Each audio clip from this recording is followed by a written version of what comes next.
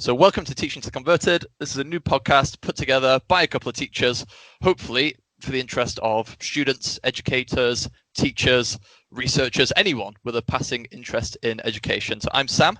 And I'm James. And together we've got about 10 plus years of experience across the state and the private sector. And we have a whole range of interests in teaching education, creativity, design in education, and a whole bunch more besides. Hi, everyone. Welcome to the podcast. I've lost any track of what podcast it is or what number it is, or whether we're doing the QTS standards or whether we're doing a COVID special. It could be anything at this point. I think we should probably do a COVID special because now's the perfect time because we just survived our first half term of this awful existence. It's absolute nonsense. Yeah. What is time anymore? What is the passage of time? Balance? I'm only told that we're approaching half term. I couldn't actually say for sure. I've lost track of what day it is a number of times just today. Is it Thursday? It could be anything. It could be anything. I'm going to go back to the old system of looking at where the sun is in the sky and looking at how good the harvest is. That's going to be my approach. That's what I'm going to be doing. What insects are flying around and where the stars are. Yeah, so we said as well, we would preface this whole thing with, if you just bear with me 1 second, a bit of this. Oh, nice. Yeah, my glass has run out of ice, but I don't know if you can hear it. I'm swishing around. I'm on the gin. What are you on? That is, what do you think by the click of the can? I'd like to think a nice, cold, refreshing Copperberg, if I know you. It's not a Copperberg. It's just pure cider. Sugar and all sweetness has gone from my life now. And this is it. Just tinnies to dull the pain. I feel like we've earned the tinnies. Good job, everyone. We made it. I think we have. I feel like, if anything, tinnies is how I feel as some sort of, like, even mentally as part of the outdoor team at the moment, as just something to get me through, just some cool tinnies. If I can just make it through to the tinny, everything's going to be okay. Exactly. I don't need the luxury. I don't need the sweetness of your Swedish fruited cider, sir. Just the tinny is all that I need. Just the small luxuries now that are just getting us through. And you know it's not a classy one as well because it's 440 mils, not 330. Oh, so wow! It's just that slightly bigger can. The question is that extra girth or extra height? It's extra height. Oh, nice. I've never known a can to be extra girth. I just wish it was. I wish there was just an extra girthy can where you kind of needed two hands to hold it, but it was super low. Like really. But do you not feel to some extent like that would be some sort of adult sippy cup? That's perfect. That's exactly what I'd be drinking from right now. That's what I need right now. So, this is apparently a professional podcast. Yeah. Do you remember when this all started and we were like, hey, this is a chance to be creative, and we're all super optimistic. We thought everything would be okay. I remember sitting there saying, it's not a time to be boring. It's not a time to retreat into your shell. It's a time to, really push yourself, iron out what is going to work here, what is new, what is going to be your teaching style. Really have fun with it, because if it's fun for you, it'll be fun for the kid. And now what I'm saying is just duck and cover, just run, just hide, just pick up any blunt object you can find and just beat back the deadlines and hell. Have you ever seen a boxing match where there's two people who don't really know how to box, and one of them takes a punch and then just starts swinging with their head down, hoping they don't get knocked out? That is exactly what we're doing now. That's an interesting analogy. Keep swinging. Because I'll tell you how I feel.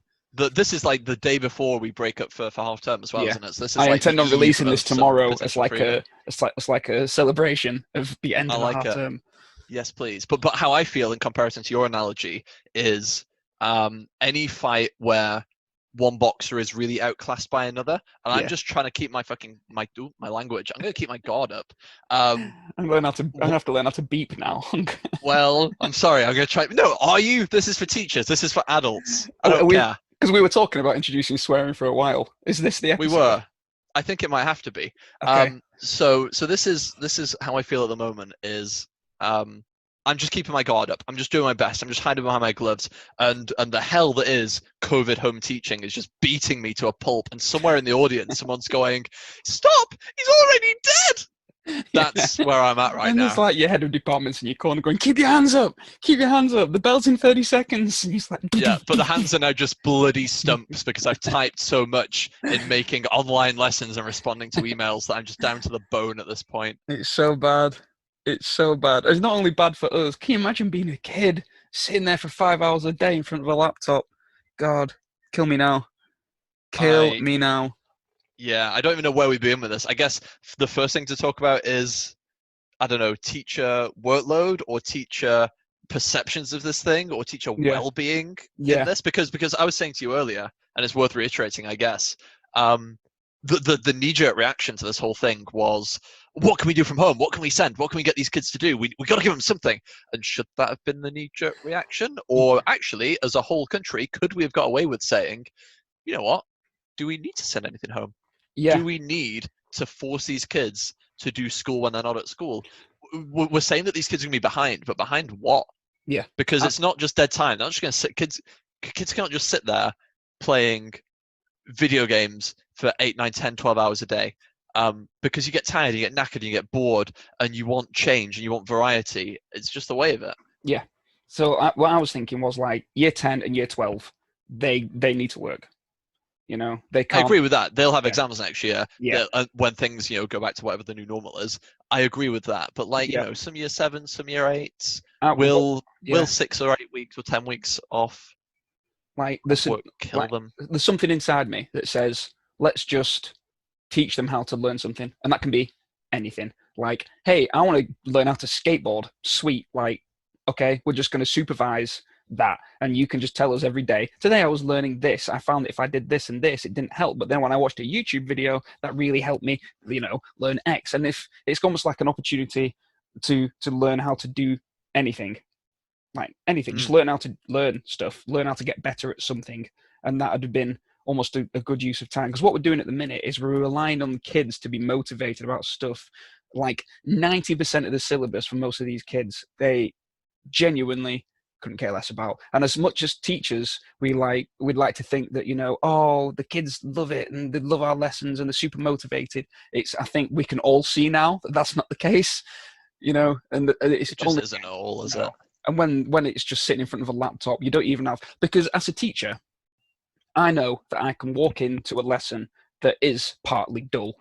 Sometimes you just get dry, crunchy bran flake lessons where it's just going to be, you just have to crunch through it and the content is a little bit dull, but, just keep going. Like I have to teach electricity every year and that's just the same. It's, it is one of those dull subjects. But as a teacher, I can rely on my sort of entertainment skills. I can, joke and chat with the class, and it means that the lesson isn't soul destroying for them. But in this, no, all bets are off. Like, I can't do that. It's going to be dull, and there's no way around it. It's just going to be dull. So, like, is there any reason? Are the kids really getting anything out of this? I feel like that's a really big question, isn't it? Because what we try and do, if you're looking at good practice, especially with like the educational endowment fund stuff that we've talked about in past episodes, you're looking for progress. You're looking for some way of measuring, improvement, some sort of progression from A to B. And there's no way to do that. We've got no idea if the interventions and the ideas and the teaching that we're doing is actually having any significant impact over them basically not doing it, or just doing it for themselves and just doing an hour of their own self-study a day or whatever it's going to be. Exactly.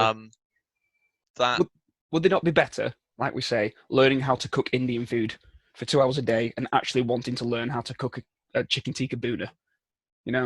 Like, fine. That's potentially. I feel like that's it. I feel like no matter what, like you say, whether it's skateboarding or cooking or whatever it is, I feel like them learning how to learn something new is the valuable thing that they could be doing this time, where there's not a syllabus attached and there's not spec points to jump through and there's not, the material and the upcoming test. They could actually have just gone home and been like, what do you want to do? Yeah. What a time to stop and pause and switch off from a life that certainly in the past 5, 10, 20 years has just got faster and faster and faster and faster, and more immediate and more spontaneous and more, you must respond to this right now, this second. Why don't you switch off from all that and just learn to do something new, a new skill, a new hobby, a new whatever, a new passion, a new interest? Yeah. What would be the harm?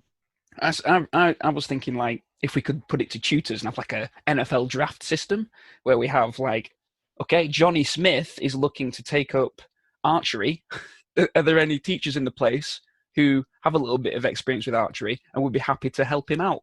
I was like, yeah, I can help out with that. I used to be a Boy Scout, whatever. I can help out with archery. And that person just becomes that, like, every teacher just gets like a little group of students to tutor. And then like a couple of times a week, they just check in and say, like, how are you getting on with archery? Is that going your way? How's the chicken tikka boona come in? Have you managed to resolve the issue where it was too salty?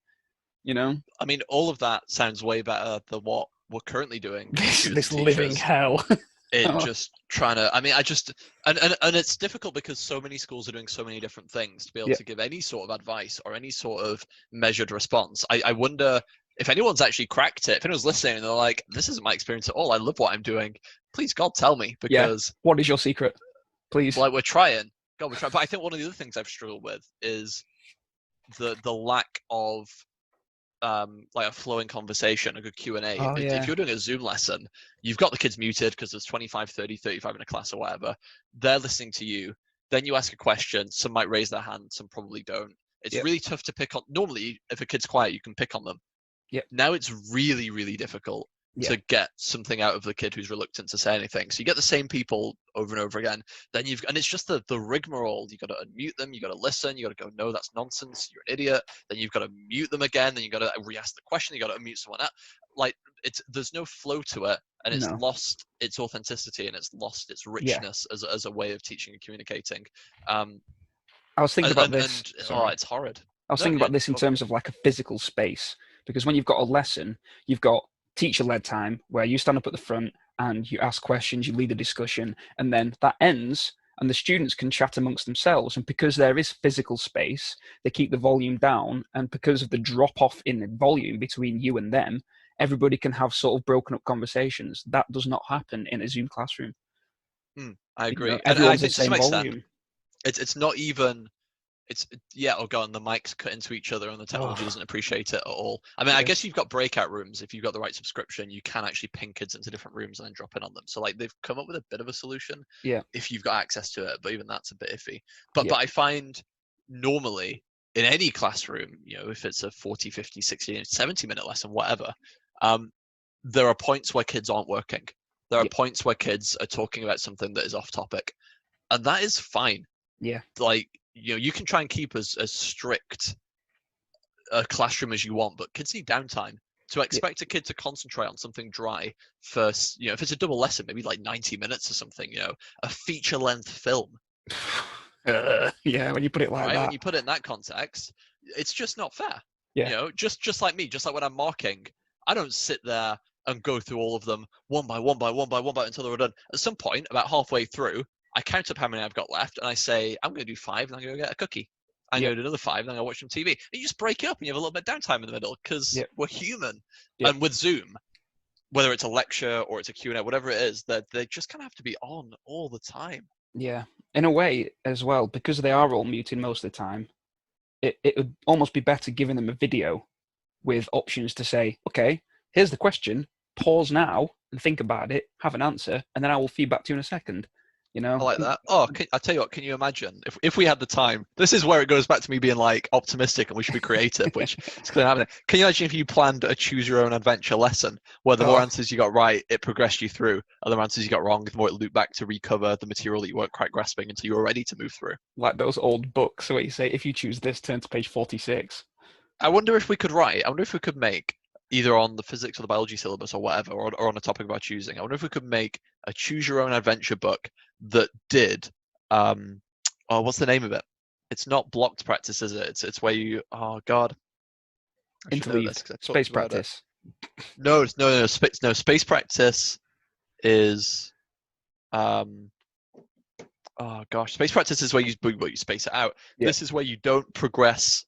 It's something mastery. Block mastery. Something. Yeah, that's the one. We're there. But that's where you don't progress to the harder stuff or the new topic until you've actually mastered the old stuff. Well, you did this. You showed me the biology escape room.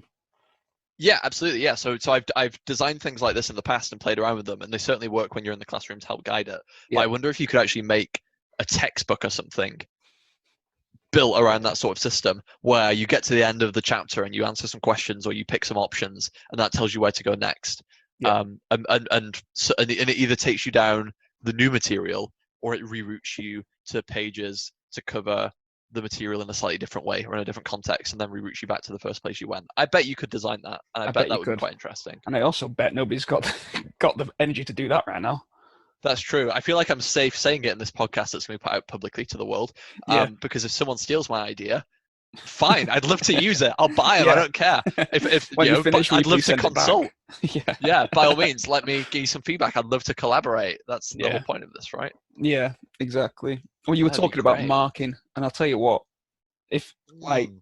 the marking You've got it is, worse than I do right now. I'll tell you that. oh, I've got, and just from my year 8 students, there's 80, about 80 there, and then my year 9 students, there's about another 100. So I'm looking at 180 like pieces of work to mark for every lesson, for every assignment I set, and that's a straight bat hard no. That is not going to happen. There's no way. Even if like I was at my absolute peak motivation, I was putting on focus music in the background, I was like super on it all day every day. I wasn't living at home with an 11-month-old, and I was just in like a local library just smashing it. I still don't think I could keep up with that.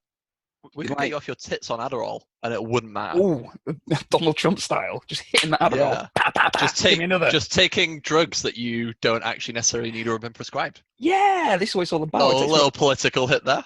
oh, hello. Yeah, Hello. yeah. Oh, that's not necessarily a good idea. Feel free though, Donald, Ooh. if you're listening, hit that Dettol. Let's see what happens. We'll all Excellent. Yeah, watch. just inject some photons, mate. Yeah. Trust me, it'll be fine. Speaking as a It'd be physics right. teacher, I can't see Yeah, anything wrong with yeah. No, as a biologist, it seems legit to me. that. God, Jesus. What I was going to say is, what would be interesting, the fallout from this, is teachers are going to have to adapt how they deliver material to students, how they give feedback, and all the rest of it. Yeah. I wonder if we'll see better practice that breaks some of the stereotypes that kids and parents have about what good practice actually is. Because talking about the feedback thing and marking work, for me, I don't know if it's the same for you. I find that kids will, I don't know, they'll judge the quality of a teacher based on how speedy the marking is. Yeah. Have you marked that That's, yet? Oh yeah. yeah, you handed it in yesterday, but I've marked it. They're like, oh my Yeah. god, he's such a good teacher. He's marked the work. And if you leave it 2 weeks, even if the feedback is infinitely better and more well thought out, like it's gone. We've moved Yeah. on from that now. You're not a good teacher. Feedback was too late. Doesn't matter. Yeah. It's almost Um, like that's the only metric they've got to judge you by. So that's the only thing they use. oh yeah, because a lot of them, not everyone, but I think a lot don't recognize what good feedback and what good marking is. And I think we also fall into the trap. There's plenty of times where I'm tired, I'm knackered, I'm overworked, and I'll tick this and I'll cross that. Yeah. And for every single cross that upon a piece of work, I can't then write out a piece of detailed feedback that structures, this is what you need to think about and how would you answer it if you did it differently, and how can you use, proper good reflective feedback. Yeah. And We'll have to use more videos. We'll have to use more, here's a worked example, which is good practice because it means that students have to engage with the feedback. But I Yeah. don't think kids will enjoy it. And I think the perception will be that teachers are shirking their responsibilities and not doing what they should, when actually this is the best thing for their education and the best thing for our workload and well-being. this is it, because I was telling you about my working and marking load, and we talked about some things that we could do that still give them feedback without killing me, and we did come across like this idea of marking, 5 to 10 of the, I'll say marking, reading through 5 to 10 of the pieces of work, seeing what the common mistakes were, maybe look at like the top 3 bright kids, and then maybe the bottom 3 kids in that class, seeing the mistakes that were made, and then making a screen share video where you go through the work and explain what the common mistakes were, why those mistakes were made, why this is the correct answer. And all the kids need to do then is just sit there and watch it. And I feel like they would still, even if it was just passively watching a video and taking it no further, they'd still get more out of it than me going through every single paper and marking them, and then just looking at the mark like we know that they do, and not putting any further work into it.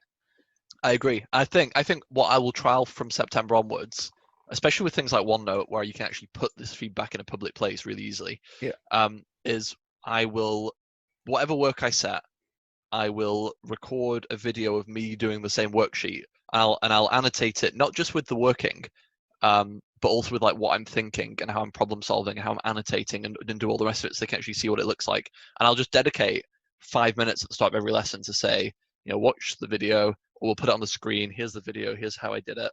Now mark your own as we go through it. Yeah, I think that'd be worth a lot more. And as well as that, normally, let's say I've got, I don't know, 2 year 9 classes or something. I'll mark all of one class, I'll mark all the next class. All of a sudden, I've marked like 50, 60 pieces of work. It's taken me, I don't know, between 2 to 4 hours, depending on what the work is, if I'm doing it properly. for me to just do the worksheet costs me what, 10 minutes? Yeah. Maybe 15 to make the video and upload it, 20 at a push. And then for them all to, it's like a division of labor thing, right? They'll get more out of it. I'll feel more rewarded. I'll have a backlog of these things as well. And it shows them better practice than me just ticking and crossing things. It's better in every regard. So I think actually there will be some good to come out of this. I think that's the thing that you learn on your PGCE. For anyone listening, it's still relevant. Is how to reflect, and that's what we're doing here. I'm looking and I'm saying this is a bad situation and things are not working for me and for my students. So then the question becomes, how can I what is not working, and how can I diagnose and fix what is not working? And can I spitball some suggestions? I think this is a really logical, sensible thing to do. I would sooner spend 20 minutes making, like, I don't know, an answers video to a worksheet or to a project or whatever, than sit down for 4 hours ticking and crossing the same questions. The only time I would differ, the only time I would say I will happily sit and mark it, is if it was like exam scripts. Yeah. Because I think that's a little bit different. Yeah, I'm quite fortunate in that my head of department has given me the green light on everything that I've suggested so far. I said to her, like, I want to do a video to give you feedback rather than marking all the scripts individually. And she was like, that's a really good idea, do it. So I did that. And but then she said the school's policy that I'm working at now, the school's policy is I'm supposed to purposefully mark one piece of work every 3 weeks. That's the policy. At least one piece of work every 3 weeks. I need to sit down and put pen on paper and mark it, which is, I feel like, totally reasonable. But that's perfectly reasonable. I mean, most schools is like a piece of work a week, right? Yeah, exactly. More. And I thought a really good thing to do with that would be a straight GCSE exam question. There we go, with a mark scheme, because that'd save me work. I know exactly where I stand on that mark scheme. I know the questions are well structured, and it gives them practice. I feel like that's the best sort of bang for your buck if you're going to be marking. The amount that they get out of it and the amount of time that you mark it's in the right sort of balance there, I feel. And also, just to sort of segue, my head of department, God bless her, gave me the go-ahead on the Catapolympics, which I was so happy about. Do you want to explain the Catapolympics to the lack of listeners that we're going to have? Point? Listen up, 4 people who are listening. I need to drink gin. This is the Catapolympics. What I do is I send up it's like a 3 or 4 lesson, like a series of lessons. Lesson 1, they design a catapult out of things that they've got in their house. So if you're a physics teacher, this is perfect for you guys. I think it also worked for primary school students as well. It shows you the level. If you're a biology teacher, less so. Yeah. We were talking about things you could do for biology, and we came up worryingly short. But the Catapolympics, you spend 1 lesson designing it. The next lesson, you make it. And then the 3rd lesson, you fire paper balls as far as you can. And there's also going to be other fixtures as well, other games that they can play. So if they've got any like plastic cups, it's whether they can knock down a castle of plastic cups, maybe like an accuracy challenge. But there's 3 lessons there where they do as little writing as possible, as little time in front of a screen as possible. It's to the point where the work that I asked them to say why they chose the materials they did, and basically sprinkle some physics on it at the end. But I wanted them to do it using a voice clip. I wanted them to send me a voice clip rather than having to do any writing. And there's no way 2 ways about it. They were definitely cringy. They did not enjoy making the voice clip, but they sent it and it was good. And the kids are actually looking forward to these lessons. I just love the fact that my head of department was like, actually, you're right.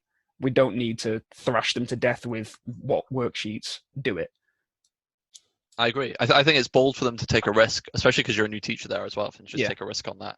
But like, what have they got to lose? If ever there was a time to play around and change things up and chop and change, and just alter stuff and do it on the fly, this is the time. There's literally nothing to lose whatsoever. And I think there is something to be said, because one of the things I'm struggling with is just getting kids away from a screen. Yeah. Because while you were teaching catapults, as well. Yeah, we did. We talked about and to some extent it was working. But you talk about some things. Normally, if I was in my lab, when we begun to look at the blood and circulation, we can actually do kids' blood types, and we can actually do like white blood cell counts and stuff really, really easily with the kit that we've got in the lab. It's actually not a problem at all. Yep. Also, if you're a biology teacher out there, you should definitely get on board with that. CLIEPs are absolutely fine with you using blood, but as long as you follow certain like health and safety guidelines. So it can be really good fun. It's really interesting. It's something really unique. It's a memory they take away and they talk about for ages. Can't do that now. Can't get them pricking their fingers at home. They've not got access to like lancets and antiseptics and proper microscopes and all the different stains and things that you need. So like that's gone. They've just got to watch a video. They're looking at blood cells on a screen. Exactly. It's really tough with some concepts to get away from a screen, and it's very easy in other concepts. I mean, we're about to move on to biodiversity. What a dream. Yes, please. Food chains, food webs, you don't need to be in front of a screen for any of that. Go out in your garden. Or go out in the woods when you take your whatever it is these days. Is it an unlimited amount of exercise now? Are we at that point? I feel like if we're not been officially told we can do that, people are doing that anyway. I think so. I think you're right. So take your unofficial, unlimited exercise into the woods. Absolutely. I just think just get away from the screen as much as you can. But it becomes very easy to, especially as a teacher, to find a template that works for one lesson. You go, that worked really well. And just copy paste that for everything, but with new information and new videos and new questions. But the template, the structure is the same, and it just becomes the same old crap. Yeah, day in, day out. And it's the easiest thing for you, but it's not the best thing for them. Yeah, I even found like doing practicals, like setting class practicals. All the kids were doing was going online, finding a video of that practical, and then just copying what the results were into the work, and so they didn't have to bother doing the practical. They just wanted to get the lesson over with as fast as possible quite a lot of the time. Yeah. Oh god, yeah. I find so many of them are just strategists, and I respect it. Tell you what, I like it. I like anyone. I mean, there was a Bill Gates quote, wasn't there? I think it was Bill Gates saying that if you wanted a job done, he'd give it to a lazy person because they would find the most efficient way to get that thing done, the quickest, simplest, no fuss way. Yeah. I respect a student who will find the low-tech, easy, simple, strategic, I've done what you asked, sir, approach, even though it's not in the spirit of it. Like, I respect that to some extent. Like, well done, well played. You played the system. There's some strategizing going on. Yeah. But if we're at the point where they don't want to do the lesson, so much so that they're doing that time in and time out, like again and again and again, we need to start thinking about what lessons we're delivering and what works and whether we should be doing it in the way we're doing it. Yeah. And I feel we know that this isn't going to last forever. We've got another half term of this. The chances of it going through to September is very small. And please, God, don't let it go through till September. But the chances of that happening are very small. What are we really going to do with this half term that is so important? Like, we need to finish the year 8 scheme of work. Do we? Do we, though? Absolutely. Do we? Do we really? Is that really, really important? But what do you think to all this? Apparently, there's going to be some people going back from the 1st of June. What about that? So if memory serves, correct me if I'm wrong, because I'm probably wrong. That's going to be is it like year 1 and year 6 students or something? It's primary students at first, isn't it? Primary students at first. If you want my mildly inebriated opinion, I think it's a bad idea. I think it's not been thought out properly yet. I think in terms of being a biologist and being an infectious disease biologist to some extent, while kids don't seem to suffer the symptoms very readily, that doesn't mean that they don't necessarily harbor the virus. And to begin to get these kids to mingle, it's asking a lot, because don't forget, it's one thing to say kids will arrive at staggered times or kids will be separated. First of all, you're not going to be able to enforce that. You can do your best. It's not going to work. Maybe you can do it with year 1s and maybe you can do it with year 6s. But if you're going to push for year 8s or 10s or 12s or whatever to come back to schools, that ain't going to happen. It's just not. They've not seen their friends in forever. They're not seeing their boyfriend or girlfriend. They're going to be necking day one. There you go. They're going to be properly copping off, just absolutely putting a shift in. So you've got that issue, but don't forget as well, the infrastructure as well. A lot of these kids will have to take public transport. That will now become more crowded. That helps the virus spread. Parents will be lined up at the gates like they normally are. Parents are susceptible. These parents are still working. They're frontline workers. Does gran or granddad go and get them? Are they isolated? There's a lot of problems. Yeah. Very, very quickly that emerge from this. So I think normal life has to be resumed. But I didn't like the whole Michael Gove on the news thing, trying to say in one breath that don't worry, totally we're gonna yeah, we'll open schools that'll be safe. And then when Andrew Marr says you're going to guarantee people's safety, he's like, there can be no guarantees. I'm not being funny, but that's not Just good give it us enough. straight. Just give it us straight. Be like, listen, the people need to go back to work. Sorry, teachers, the kids need to go back to school. Some of you will get ill. That is a risk that we are willing to take. Good luck. Yeah, May the odds be ever in your favor. You know? it's a little bit like that, isn't it? And to some extent, then do teachers have the right to say, I am not comfortable with this, and I don't think my employer, the government in this case, I guess essentially, eventually, should be endangering my health in this way for the sake of the economy. I mean, there's a whole socio-political aspect to this, or economical aspect to this, that goes beyond education and what a teacher can achieve to making the best decisions for your own health and your own well-being and that of your family as well. This is it. For every teacher, and for every teacher that's, you know, in their 20s and they've got a young family, I'm in a pretty good position in that I don't have much contact with people, let's say, over the age of 55. Like, my parents are about that age. My wife's parents are about that age. We've got a young child who's pretty healthy. You know, he's not had any problems so far. And bearing in mind that whether we have the spike now or later, whether people get ill now or later, the virus isn't going away. You know, that's the thing. And as well as that, I mean, you look as well at primary schools. How, from your own memories of childhood as well, I guess. I mean, I guess this is anecdotal to some extent. How many teachers at your primary school were men and women? I guess largely women, actually, at mine. But were men and women in their late 40s to 50s to 60s carrying a little bit of extra weight? This is it, because for every teacher that's in a good situation, there's going to be teachers that are in bad situations where they are really genuinely at risk, where if they get it, it's a big deal. So I can speak for myself and say, like, I'd actually be pretty comfortable going in knowing that my odds are pretty good of getting the virus and getting through it. There's going to be lots of teachers who aren't fortunate enough to be in that position, you know, and then do we set up two systems where the students and teachers who aren't comfortable coming into school can carry on being taught remotely, where the teachers that are off can help out the students that are off, and then the ones who are willing to go back to school will go back to school, and the ones that are in can teach the students that are in. You know, could that even work? Could we even do that? And then it's like, do we have to sign disclaimers to say, if you get it, tough? You know, it's just such. But also what happened, I mean, we're saying, for instance, like, you know, you take your bog standard class of 30 kids, we're saying actually you can only have 15 in a classroom. Well, schools don't carry a surplus 100% classrooms. We can't just double the number of classrooms needed. No. They don't carry a surplus 100% staff. We can't just double the number of staff that are needed. And as soon as a staff member then goes off ill for, I mean, I guess it's for as long as they're ill with the virus, which in some cases seems to be like between 7 to 10 plus days. What happens to those kids? They just not go back to school? Yeah, especially if you're talking primary school. If you're primary school teacher, or technically, if that primary school teacher is ill and they've had exposure to all those kids, don't all those kids now isolate for 14 days? Yeah, because apparently you're viral before you start showing symptoms, like 3 days or whatever it is before you start showing symptoms. So it's you can still shed. And this doesn't even get into other questions that won't be considered, because I guess they go above and beyond what the media are going to bother to report. But things like people who are blood type A suffering worse symptoms and more severe disease than people with other blood types. Are we going to blood test people? Are we going to say you are more susceptible to a more serious version of this disease just, you know, by the nature of your biology? You should probably not be teaching. Whereas someone of the same age, gender, weight, height, whatever, they're type B, they're at less risk, they should be teaching. And the problem is, I mean, as far as I can tell, the big problem is that we don't know. We don't know enough. It's still such early days for this disease. You think about the diseases that have been around for donkey's years that we don't know about. You know, this one's been on the scene less than a year. And, you know, we're saying, all these people piping up saying, I know this, that, and the other. I heard one stat today that the average age of death for people with the coronavirus is older than the average age of death for people. You know, so like, but that could be completely untrue.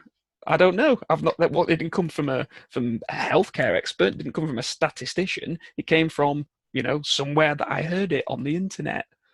Yeah, and that's, I guess, one of the big issues is just I suppose to some extent, what I found recently, this is going off on a proper tangent that isn't about teaching, but what I found recently with so many things is, you know, they're no longer health issues. They're no longer education issues. now everything is a political issue. Oh God, yeah. If you just need to Everything. glance at America out the corner of your eye, and it's just a complete mess. Like, That's the thing. It just doesn't matter what it is. It doesn't matter what the topic is whatsoever. yeah, It can become a political issue, and it shouldn't. yeah, amazing. The fact that they started with we shouldn't be in lockdown, those protests, and they all took guns with them, like guns would be useful for this. It was just like the gun was purely to show that we are right-wing, gun-toting, Republican voting, we're those people that believe in this. And then it comes up this left-right polarity thing where if you're on the right, you have to be against the lockdown. If you're on the left, you have to be for it. And it's like, that is not how life should work. I agree completely, and it scares me. I mean, I sent you that BBC News article, worth minuting at this point. Yeah. If ever it was worth minuting, that had information about schools reopening, and it said, this is what the health secretary says, or this is what the prime minister says, or this is the plan going forward.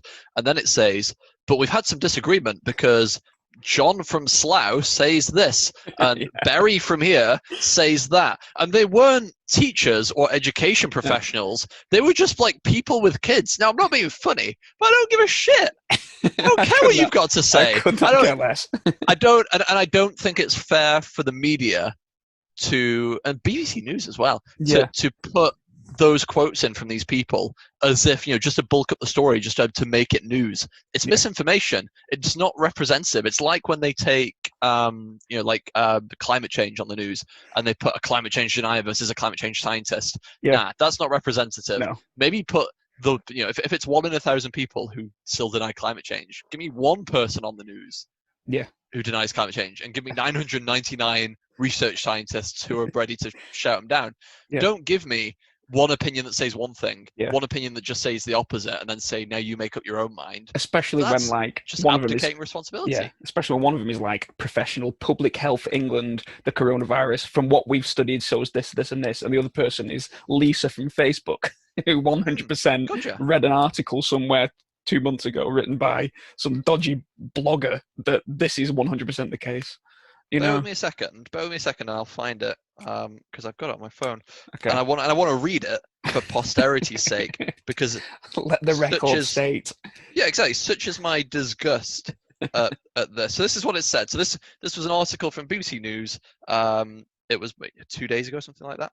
And it was just saying about when schools should reopen, and it gave a bit of information about what the politicians are saying and about what medical experts are saying.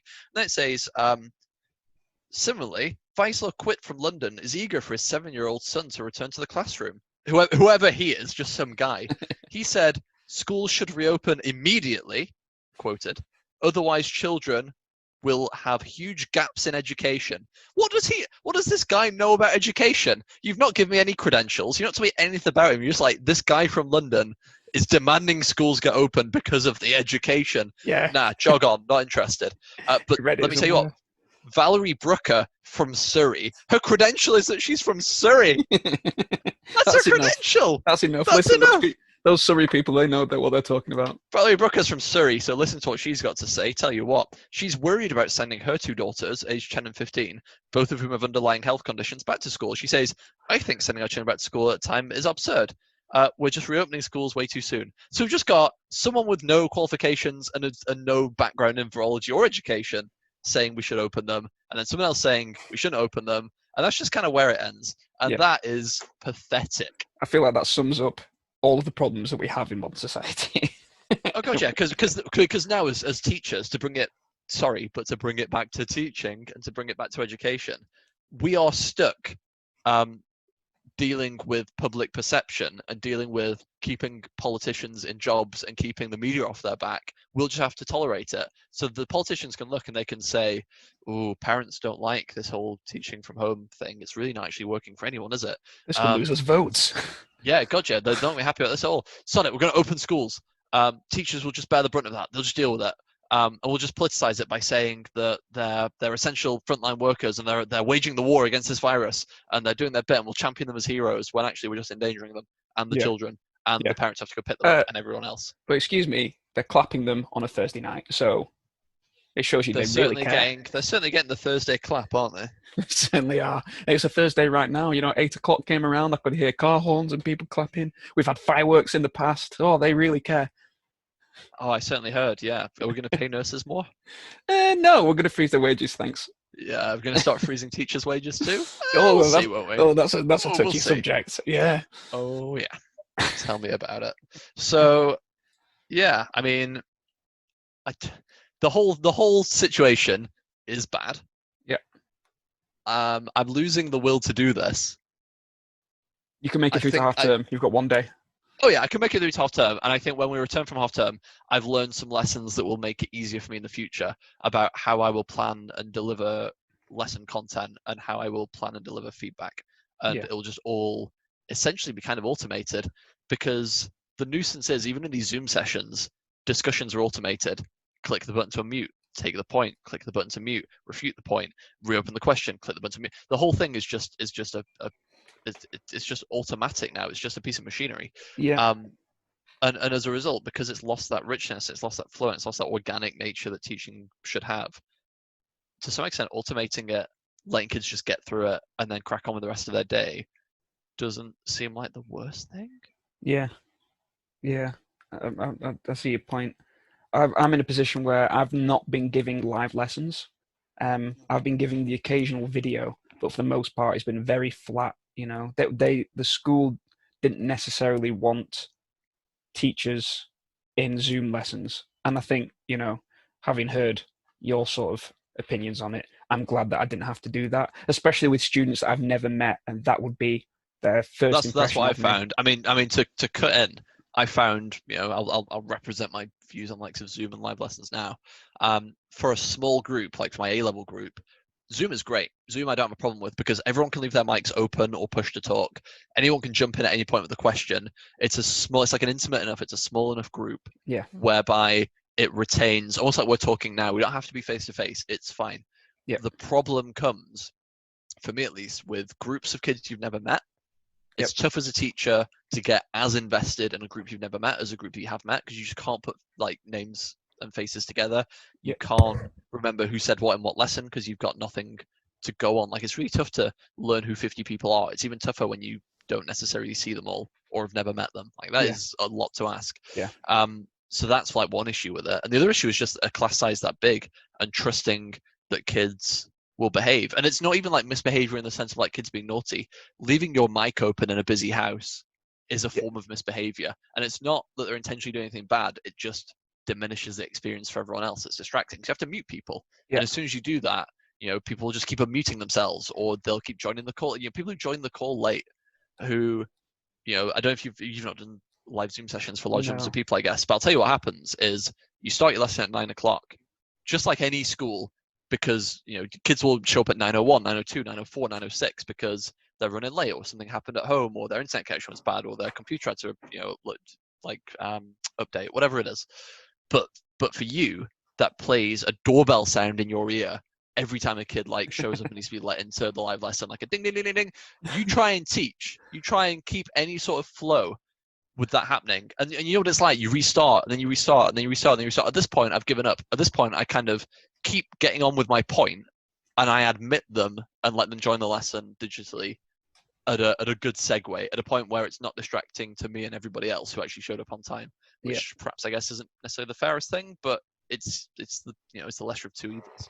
Yeah, but there's sort of, I don't feel like there's any room for a lot of the skills that a teacher would use to effectively teach a class. There is no room for subtlety of voice. There's no room for, classroom management. There's no room for having 30 people working together on something through this. One thing I did consider, that I thought I'd mention now, is maybe as a like a classroom activity, just getting the kids to pair up for the lesson, and not even necessarily to do a task, just to be on a voice call together. Yeah, I mean, Zoom will do that. You can definitely put kids in breakout rooms of your choosing and design. But not even a breakout room. Just do a WhatsApp call, whatever. Yeah, just pick a mate and pair up, just so you're not sat in isolation.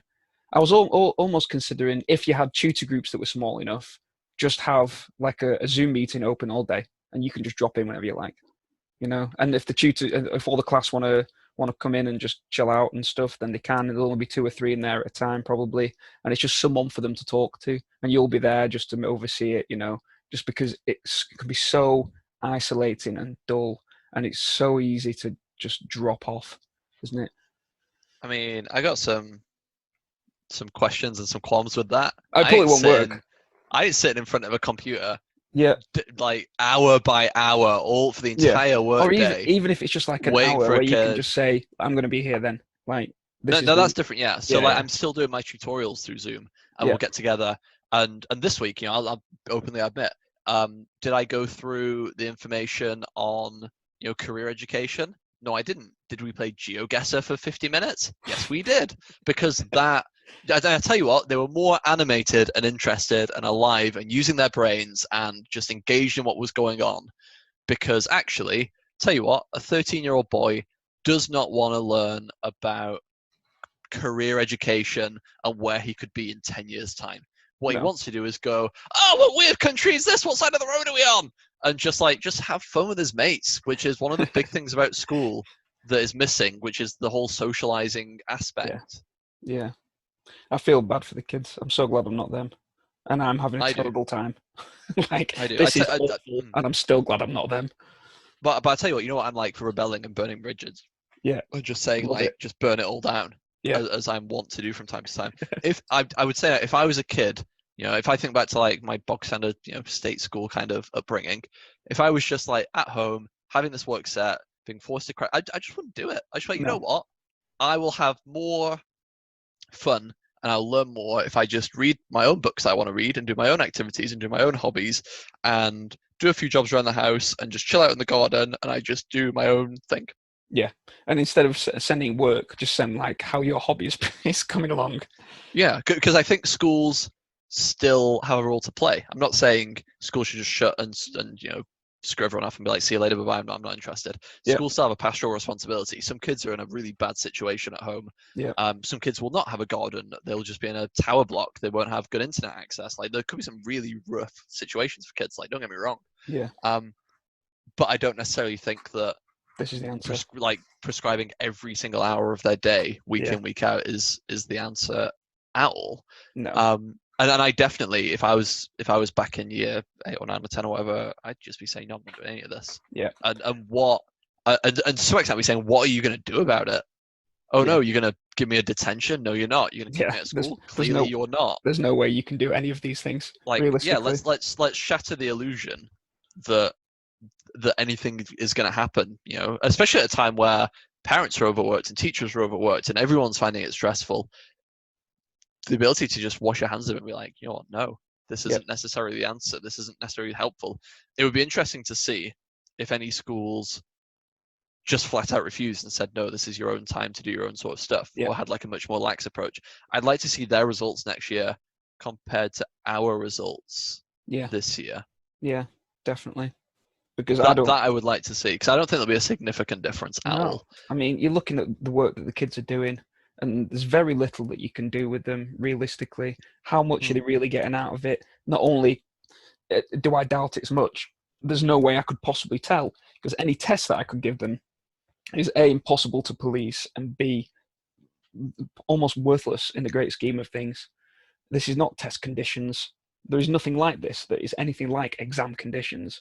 So there's no way you could possibly know. And then at the end of next year, maybe it would be good for them, you know, to have this time in the great scheme of things. Oh, yeah. Anyway, we're nearly at half term. We nearly made it. We're nearly at half term. We're nearly there. So I tell you what, let's sum up, because we've been at it nearly an hour now, probably like 40, 50 minutes. Yeah. What is a good thing that has come from this for your teaching? What is a bad thing that has come from this? A good thing is in fact, I'll do the bad thing first, if that's all right. The bad thing I've found is that the actual work that I classically set can be quite dry. Now, in a lesson, I get away with this because, you know, my style of teaching is quite, I'd like to think, entertaining. I'd like to have a laugh and a joke with the students, so I do get away with it. But the actual sort of day-to-day work that I'm giving them, especially online, despite my best efforts, is painfully dull, almost offensively dull. You know, that's something that I feel really bad about, and to the point where I've binned off the scheme of work and I'm now just doing the Catap Olympics with all of my classes. But something good that I found have come out of it is it's really led me to think about the feedback that I give. You know, because marking work, if you is almost a waste of time if the kids aren't actually getting good feedback from it. If that makes sense. Mm. You know, there's more to feedback than pen on paper. There's more to it than ticks and crosses. That's what I think. What about you? A good thing that's come from it has Yep. definitely been reflecting on how I give feedback and realizing that actually I'm breaking my back marking lots of individual, worksheets or assignments or things that actually Yep. I could have a better, I could create more progress and make the kids do better for less work for me, which is like a double whammy. It's a win-win. If I can cut my workload while actually delivering better pedagogy in the form of making them engage with more detailed feedback, there's no harm in that whatsoever. So I think that's a good thing, and I'm going to do that. And I don't care if any kid says, "Oh, Mr. Sir's not bought my work, or he's not done this, or he's not ticked and crossed it." I don't care. You know what? I am a professional. I'm like, whatever I am, 5-6 years into teaching now.